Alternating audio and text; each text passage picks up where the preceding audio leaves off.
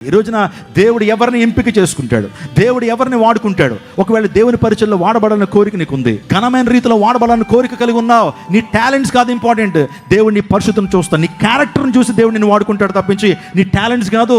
మాకంటే గొప్ప తలాంతులు కలిగినటువంటి వారు ప్రపంచంలో చాలా మంది ఉన్నారు. కానీ ఎవరైతే పరిశుద్ధత కలిగి జీవిస్తారో, ఎవరైతే దేవుని అనుసరించి నడుస్తారో, ఎవరైతే దేవుని త్రోవలేని నడుస్తారో, పరిశుద్ధత కలిగినటువంటి వాడిని దేవుడు వాడుకుంటాడు, వాడిని దీవిస్తారు. ప్రైజ్ గాడ్, హల్లెలూయా.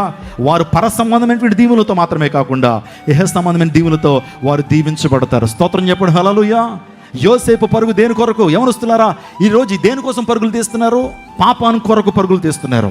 చాలామంది యవనస్తులు అంటారు, నేను మొన్న దుబాయ్లో దేవుని వాక్యాన్ని అందించడానికి వెళ్ళినప్పుడు అక్కడ కొంతమంది అపార్ట్మెంట్స్ నుంచి కొంతమంది స్త్రీలు దిగుతున్నారండి. ఇంటికి వస్తుంటే కొంతమంది అక్కడ కనబడుతున్నారు. వారి పరుగు దేనికోసం తెలుసా? వ్యభిచార పాపం చేయడానికి, జారత్వ పాపం చేయడానికి, శరీరాన్ని అమ్ముకొని బ్రతకడం కొరకు వారు పరుగులు తీస్తున్నారు. డబ్బు సంపాదించాలి శరీరాన్ని అమ్ముకుని.